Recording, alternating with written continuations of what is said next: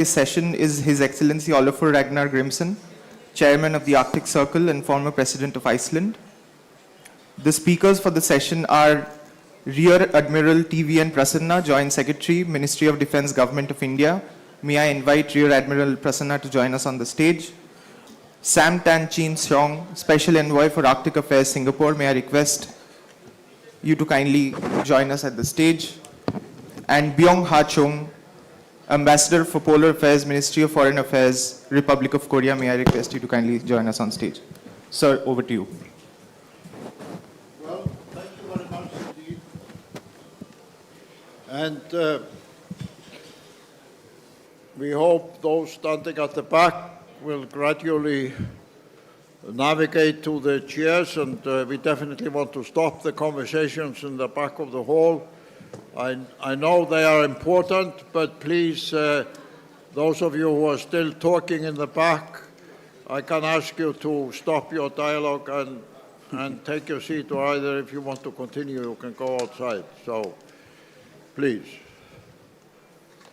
Thank you. Thank you. Well, following the final part of the opening session of the new chairship of the Arctic Council on the role of Asian countries in the Arctic, we are very honored to have here on the stage three distinguished representatives representing Korea, India, and Singapore. And following our dialogue here, we will have the European and the Arctic states perspective. The formal title of this part of the plenary sessions is New Frontier, the Future of the Arctic. And the essence of that is that for most of the 20th century, not to say previous centuries, the Arctic and even Antarctica as well were basically unknown territories. We used to say in Iceland, we had a saying in Icelandic in my early years and before, that we lived at the edge of the inhabitable world.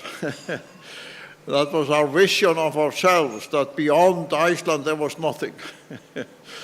If anybody had said at that time that what was north of Iceland would become this new economic, political, scientific playing field, I think the generation of my parents and grandparents would have found that an absurd notion. So, we are now in a new reality of the Arctic being not only of great concern to the Arctic states, but also of the global community, including the Asian states represented here, as well as European states, the Middle East, as others. And I think the establishment formally last November of the Emirates Polar Program is also a wake-up call that in addition to Asia, we now have a leading country in the Middle East and others having entered this. And of course, as was mentioned before, the nature of the Arctic as a huge global territory. In fact, just to remind all of us, if you add up all the territories on the oceans in the Arctic, they are about the size of Africa. They're about the size of Africa. So we are now having the challenge to map out how we cooperate on a vast territory the size of Africa, which of course is complicated in many ways, and not just in terms of the different countries, Canada, United States, Russia, the Nordic countries, but also the oceans there. And let's remind ourselves that according to the law of the sea, a large part of the Arctic seas are open for any country to use them. So, in many other ways, it is a new frontier. Economically, scientifically, and definitely politically. So let me open this by asking each of you, and as we have communicated, you will not necessarily make opening speeches, but opening remarks on how your country and yourself see the future of your country's involvement in the Arctic, and how you also, because all of you have been witnessing the Arctic cooperation for some time, what kind of lessons or insights you have drawn. So let me start with Korea. Ambassador, if you could start by sharing your thoughts with us, and then we will go to our good friend Santan from Singapore, and then open the floor to questions, and as before, raise your hands, and we will try to bring the microphones to you. Please, Ambassador Chung. Thank you so much. That's a great question. It's general, but I think it's very comprehensive. Well, some people may ask that why the Republic of Korea is interested in the Arctic region. It's far away from the Arctic.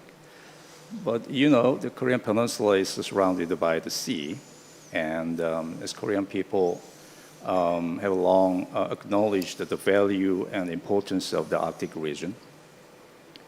We've been made great efforts using our research infrastructures to make contributions to the scientific research, working with the Arctic countries, and also we've been trying to play as a convener for the formulating Arctic governance. So in a nutshell, I can say that Korea has played as a contributor and promoter and convener. As a contributor to the knowledge sharing, we are using our research infrastructures like icebreaker research vessel called Araon, which means all seas in Korea. Actually, we are preparing for the second icebreaker now. We made contributions to the scientific research in the Arctic region, and also Dasan research station in the Svalbard.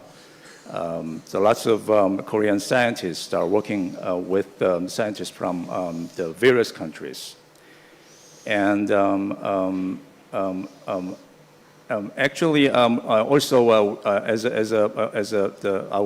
with our technological edge in batteries and shipbuilding, for example, we are collaborating with Iceland for the electrification of the small fishing vessels.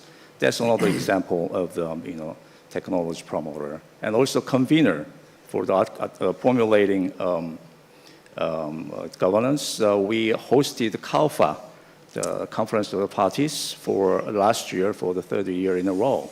So, which is a very important agreement for sustainable development in the Arctic region. So, as Korea, I think, as Korea has played and trying to play as a very faithful and a trustful partner for the Arctic region, and because climate change in the Arctic region has actually affecting the Korean Peninsula. So some scientific research institutes released some outcome of their research that actually is affecting the Korea severely. So probably in the afternoon, somebody from the COPRI will explain details about that.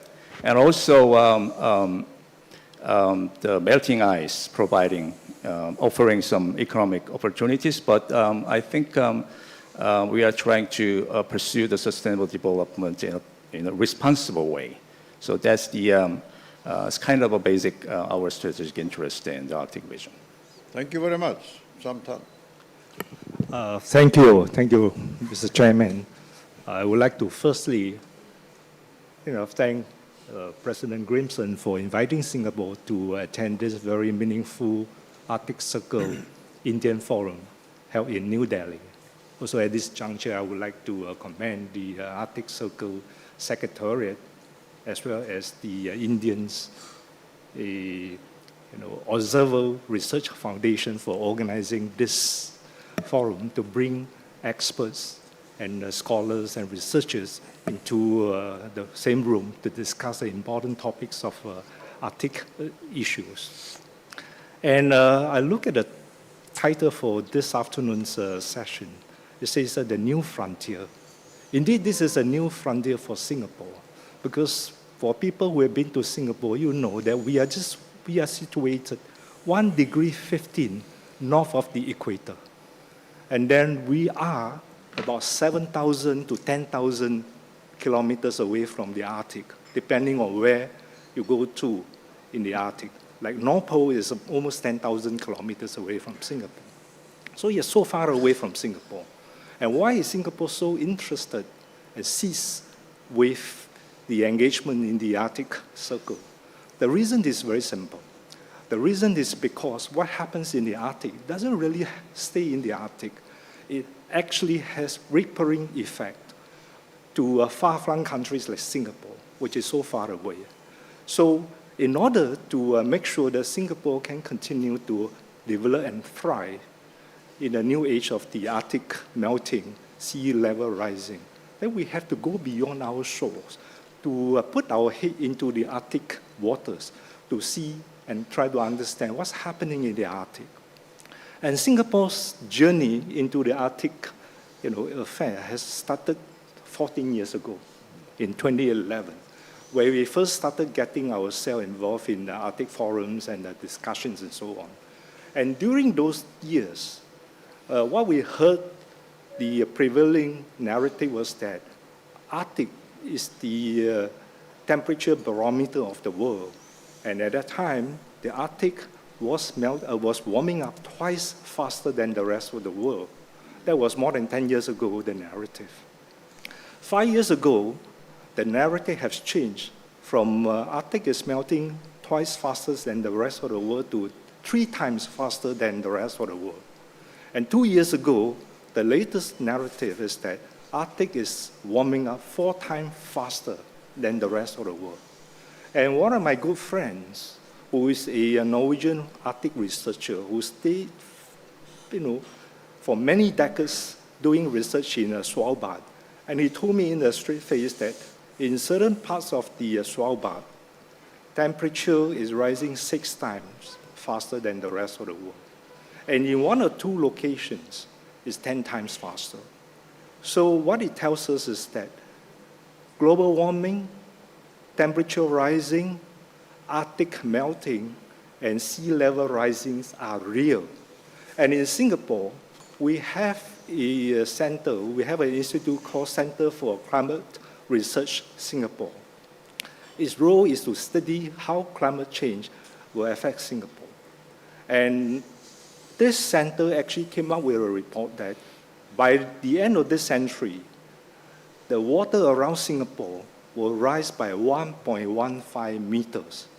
This is actually higher than the United Nations IPCC's projections of 1 meter in sea rise by the end of this century. I mean, Singapore is a small country. We always measure with great precisions. And our scientists told us that the sea level around Singapore will rise by 1.15 meters. And that really sets off the alarm bell to the government of Singapore. So, started from a few years ago, we decided that sea level rising is a given. It's not a question of if, but it's a question of when and how. And we know the answers to when, because by the end of this century, it will rise. How is something that our scientists told us that it will be by 1.15 meter. So we have decided to raise Singapore by at least 1.2 meters, just to make sure that comes the end of this century, when the sea level really rises to 1.15 meter, we still have 0.1 meter to keep our feet dry. So to us, studying what's happening in the Arctic and knowing what's happening is very important. And as a result, we have put in our national strategy and measures to counter coastal erosion, flood resilience, and also raising our Singapore land mass so that come what may, by the end of this century, we will still be able to keep the whole of Singapore intact, because Singapore is an island state, and 1/3 of Singapore actually is low-lying. So any rise in the sea level plus the storm surges will actually raise the sea level by 3 to 5 meters. So for most part of Singapore, we are not higher than 5 meters above the sea level. So if you were to add 1.15 meters of sea level rise by 3 to 4 meters of storm surges, particularly during the monsoon season, part of Singapore will be overrun by the sea level if we do not do anything. So this is why we are so seized with our engagement in the Arctic, and not only just to understand what's happening in the Arctic, but we also want to bring our own solutions, share our strategies and experience and knowledge with our friends in the High North, so that collectively we will be able to come up with some common solutions to address these common challenges posed by the Arctic warming, sea ice melting, and the rising sea level.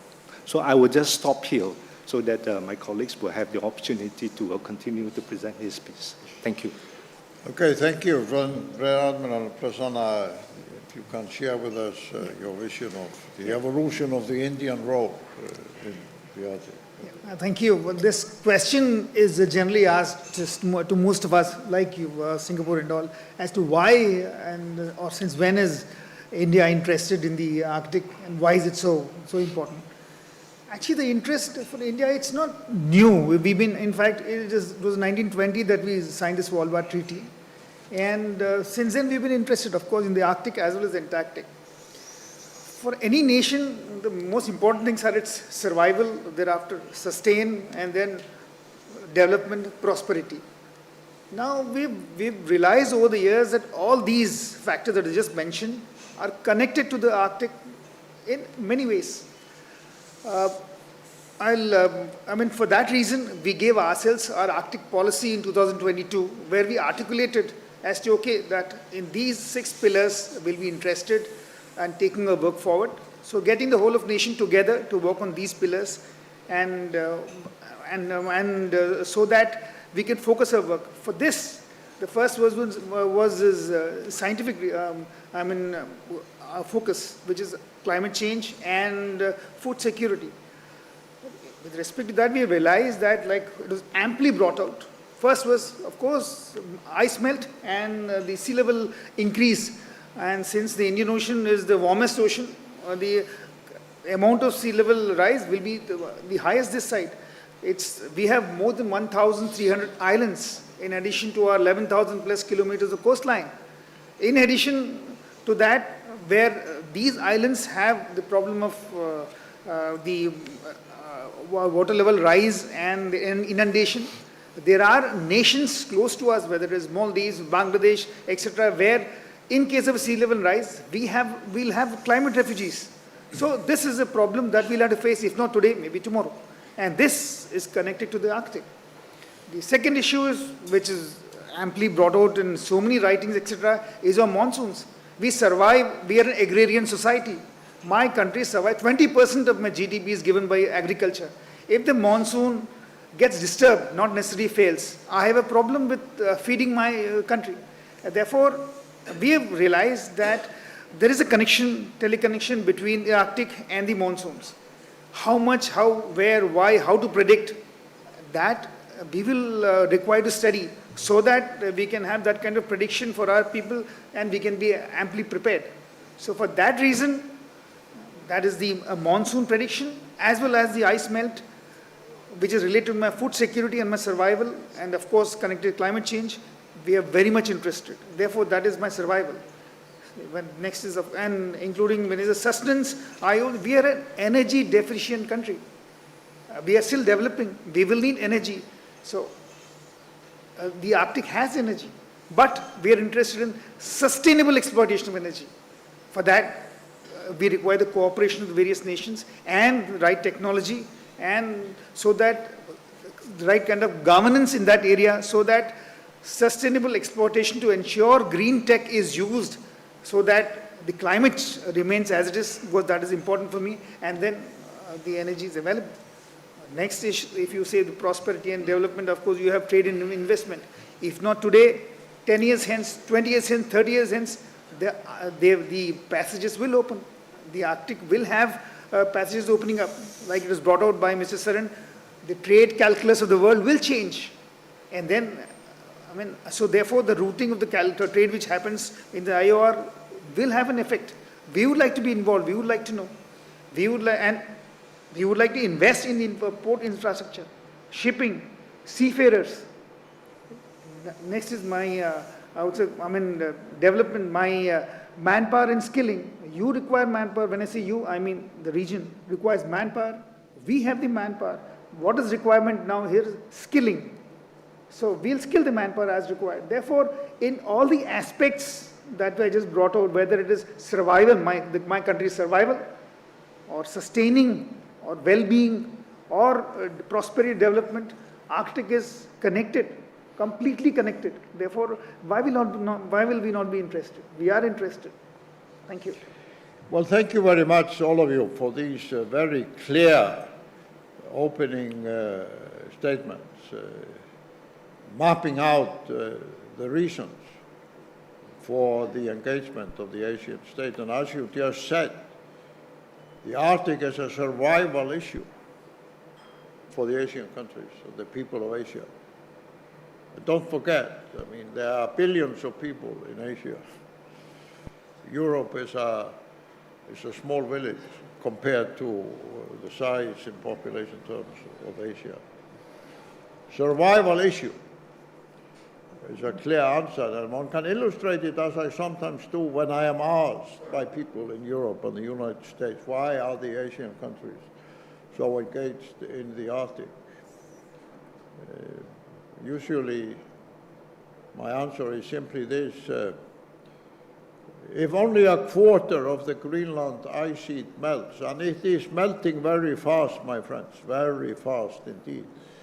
If only a quarter of the Greenland ice sheet melts, the rise in sea level everywhere in the world will be 2 meters. And there are hundreds and hundreds and hundreds of coastal cities all over Asia. We can start here in India with the big city of Mumbai with 25 million people in Mumbai. That will hardly be livable with a 2-meter rise in sea level. And you have just reminded us, Prasanna, that India has many small islands, but they are also the coast of many other Asian countries, not forget the Pacific island states. So, a 2-meter rise in sea level because of the melting of the Greenland ice sheet will be the biggest disaster for Asia waiting. And as my friends for Singapore sometimes say, the biggest security threat to Singapore is the melting of the Greenland ice sheet. But now we are increasingly aware, secondly, that how the melting of the Arctic sea ice, and it is also melting very, very fast, is impacting the monsoon system and the rain patterns in India and elsewhere in Asia. And that has a great impact on the ability to feed, just in India, 1.4 billion people. How do you feed daily 1.4 billion people? And then you add probably more than 2 billion more in other parts of Asia. If the Arctic sea ice continues to melt. So any concerned leader of the Asian countries has to be concerned with the future of the Arctic because it has a direct impact on the future of their people. So I apologize for making this additional statement, but this is really a burning issue. It's one of the reasons why we are having this forum here in India, to enlighten the world of the huge impact that what happens in the Arctic will have on the future of Asia. So before I open the floor for questions, let me put to you the following question. what are the political hindrances or stumbling blocks you see for an enhanced engagement of your countries in Arctic dialogue and Arctic cooperation, if any? I'm not assuming there are. But do you see any political hindrances or stumbling blocks? I could make the question another way. What are the advantages of the political openings that are now available to your countries in terms of increasing your Arctic cooperation? Maybe sometime we will start with you and then go to Korea. Thank you. Actually, before this conference, I make a deal with President Grímsson that at a session here, he will ask me the easiest question and leave the most difficult question to my colleagues. Right, so the question is, what is the influence of the governments on Singapore's Arctic strategies? I was part of the government. I retired from politics and also from government just 5 years ago. So I was actively involved in the government's formulations of policies, projects, and implementations of projects and so on. So speaking from personal experience, in Singapore, government's commitment plays a very key role in shaping public policies. So if the government feels that there is something that is very urgent that requires the government's intervention and influence to deal with certain crises, then the government will literally will do its best to mobilize the resources, to mobilize the people in dealing with, the challenges posed by crisis. So in this instance, a few years ago, the government decided that climate change is really a very important existential threat to Singapore. So to us, we have to really do a lot of things to deal with climate change. That's why we set up quite a few institutions, like Center for Climate Research, Singapore is one of them. And there's another agency called Coastal Protection and Flood Resilience, Institute. I mean, all these institutions are set up to specifically focus on important things that will impact Singapore's well-being and also our survival. For those who have been to Singapore, you know that we are a very small country, 721 square kilometers. We built our city literally next to the water, and our people really live just near the water, sometimes over the water. And to us, rising sea level is something that we cannot take for granted. And therefore, the government actually has decided that we will do a few things to make sure that Singapore is well ready to deal with this challenge of sea level rising. One is that we know for sure that the sea level is rising because we have an institution measuring the sea level around Singapore. And in the last few decades, we have concluded that the sea level is rising slowly but steadily. So over the years, it has risen to a level that is beyond our comfort. So sea level rising is a given. The next thing is that then how to deal with this.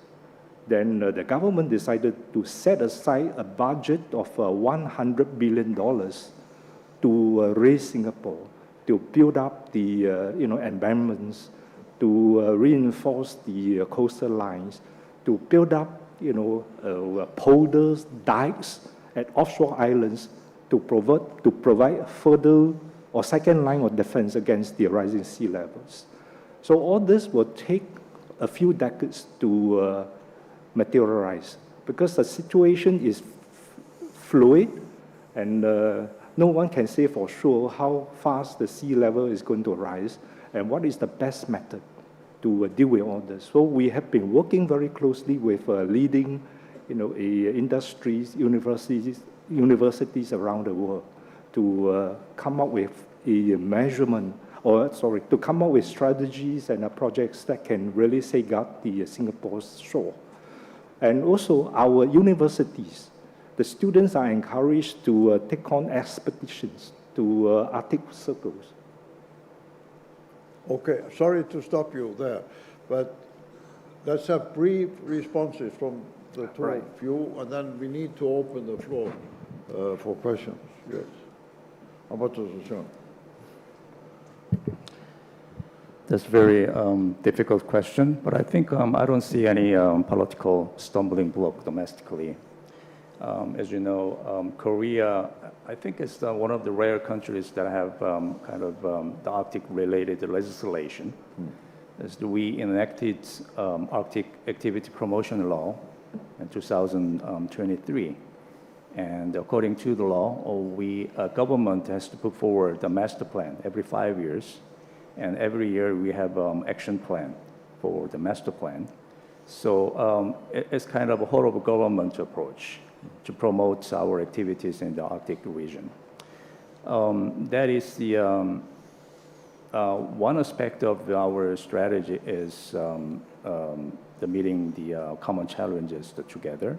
And another aspect is that promoting some opportunities, as you said, that the melting ice is offering in a responsible way. But I think to do that, I mean, working together with Arctic countries and non-Arctic countries to further promote our goal enshrined our related law, is that we need some sort of more active collaboration among the Arctic states. But I think it's current situation, current fluid and the difficult situation, some of the stumbling block rather than building block. Great. So that's why it's very important to have the frank conversation like this. Stumbling block per se within our own country, not as much. Of course, it will take time for us to get the pace that we want it to happen. But otherwise, yes, we have a little bit what I see is as an observer for the last, we've been an observer nation for the last 10 years plus, and from observer, we would like to move a little more of an action orientation.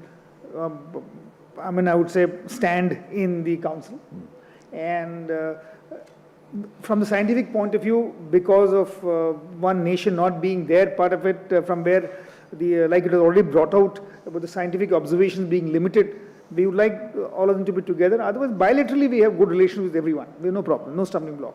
But together, we would like to have it because of the scientific observations, but we want to have over the wide region of the Arctic so that for our own calculations, for our own scientific progress. That's all. Thank you. Okay, thank you very much. So let me see if yes, there's one question that was in, and then another one here. Maybe we can take these two questions before you answer. Have the microphone ready there in the middle. Yes, Wasim. My name is Wasim Saeed. I'm part of the steering committee for the newly established Emirates Polar Program. So I'm taking this opportunity as an advertisement. Hang out till later tonight. But on a serious note, and thank you for all your insights, I have a small comment followed by a question. At the expense of being a reductionist, I'm just going to actually simplify and say the challenges and the drivers for all non-Arctic players to invest in Arctic science is because it's a one planet, and we all share the consequences of the planetary challenges.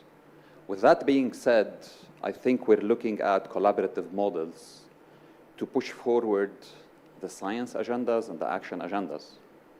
Now, as non-Arctic actors and beyond the Arctic Council, where would you see a good collaborative framework for the non-Arctic nations to ensure that our efforts are complementary rather than competitive?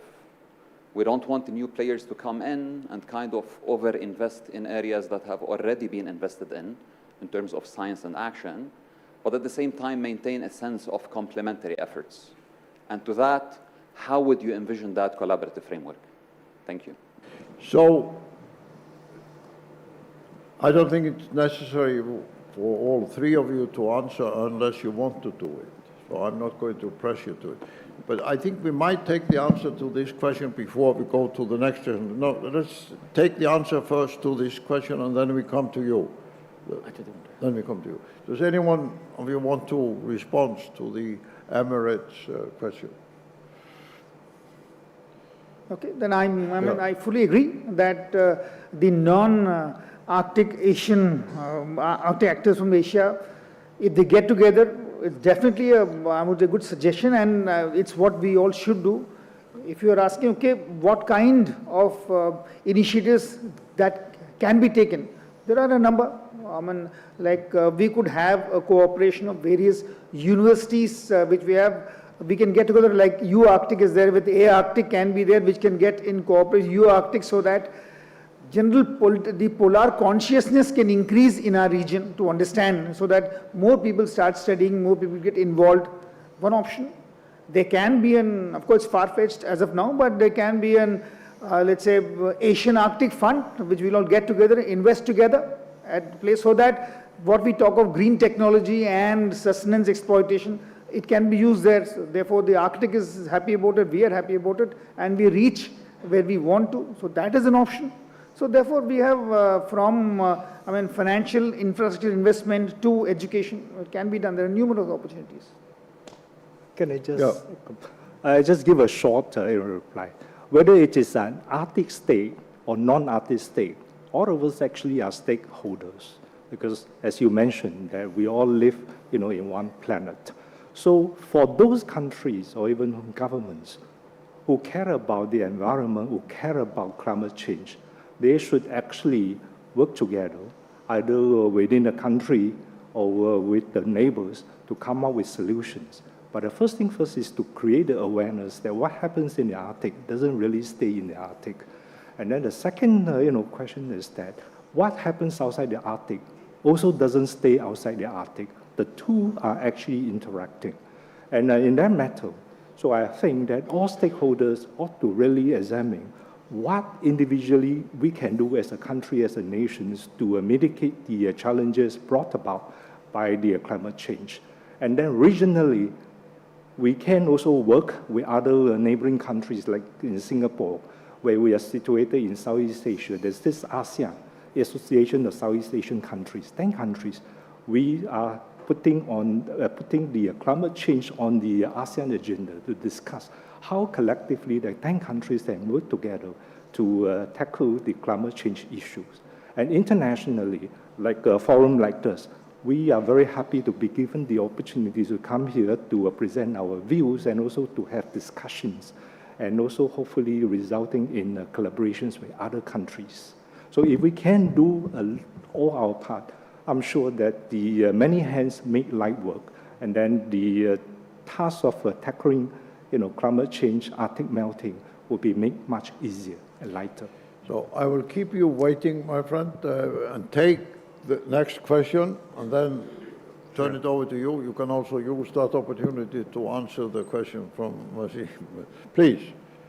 Good. Thank you very much, Mr. Chair. I am Sanjay Chaturvedi, and I'm the Vice President of South Asian University, with a very long-standing interest in the Arctic and polar affairs. My question and curiosity has been partly answered in the responses received just now. But looking at the fact that we are looking at the Arctic primarily in terms of Arctic and non-Arctic states, and we know that in case of Antarctica, this question has also been raised from time to time. How much of humanity is being represented in the Antarctic Treaty System?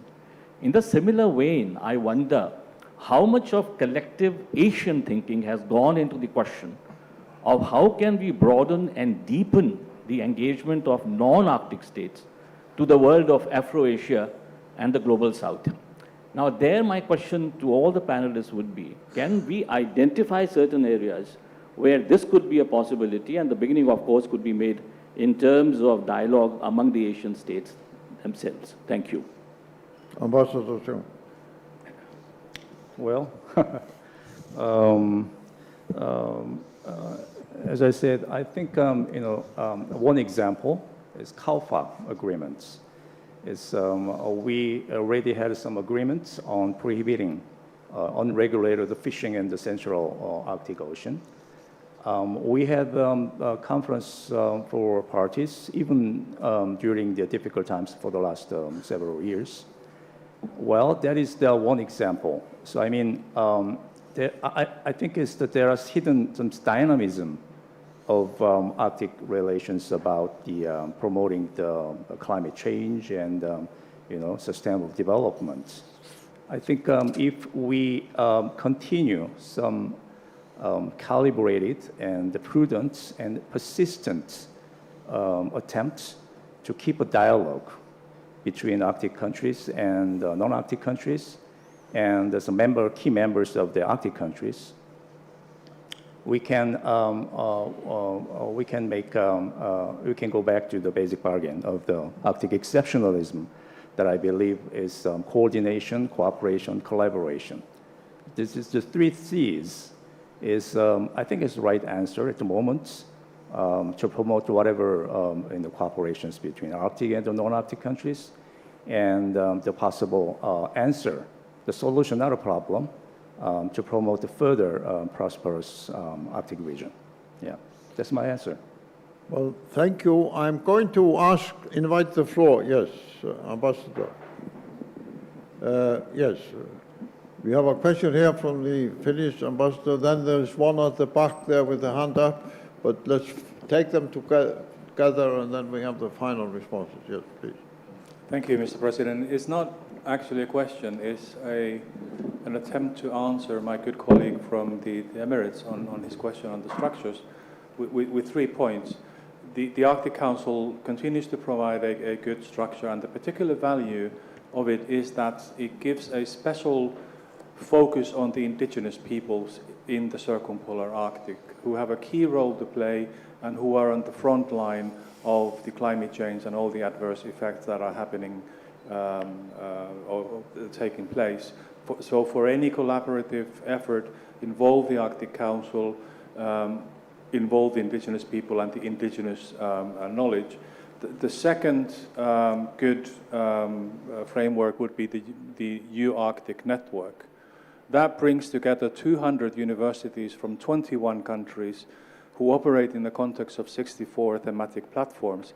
We're talking about over 1,000 scientists from around the world, including from the countries that the distinguished colleagues represent in the podium.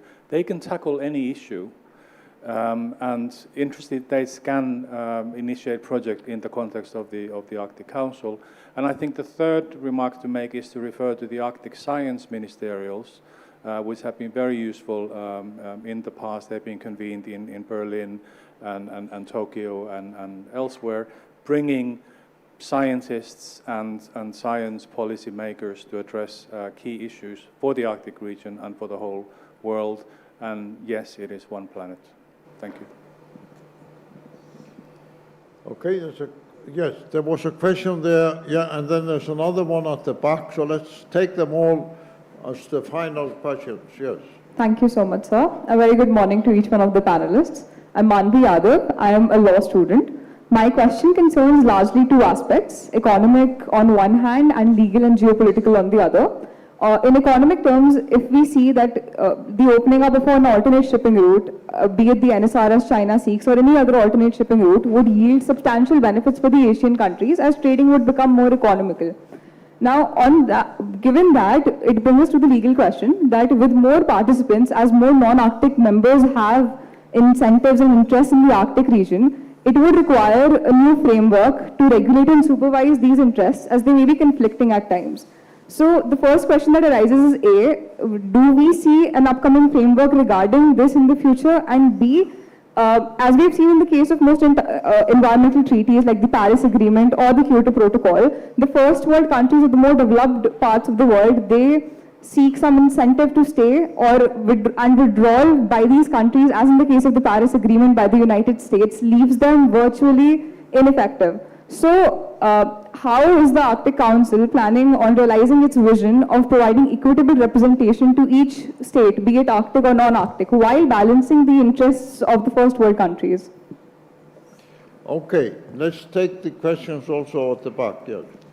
Yeah, thank you very much. My name is Larry Ibrahim Mohammed. I'm a PhD research fellow at UIT, the Arctic University of Norway, and at the same time, the coordinator of the Afro-Polar Initiative at the Political Science Department. So I have one or two questions, straight to the point. President Grímsson, you asked about political challenges within the various states in terms of their participation in Arctic governance. And we really had good answers. But I want to also ask, what is the financial cost of participating in the Arctic? And if any of their citizens were to ask them, is this financial investment in the Arctic justified, what would be their answer? The second question quickly is, you've also said the significance of Arctic, of course, Asian states in Arctic governance in terms of their research and the fact that they are the biggest, if you remove NASA from the USA. What specific aspect of an enhanced role would they want in the Arctic Council? Thank you. Okay, so let's have the final comments. Maybe I start now here, Prasanna, in the reverse order. Yep. What you'd asked about what would the non-Arctic states would want in the council. Basically, what I would say is what we would want is a little more say, wherein we can maybe finance the projects that we want to, and which of course concern the Arctic and us. And instead of not having any say in the council meeting, at least some say, at least where we can contribute scientifically, at least.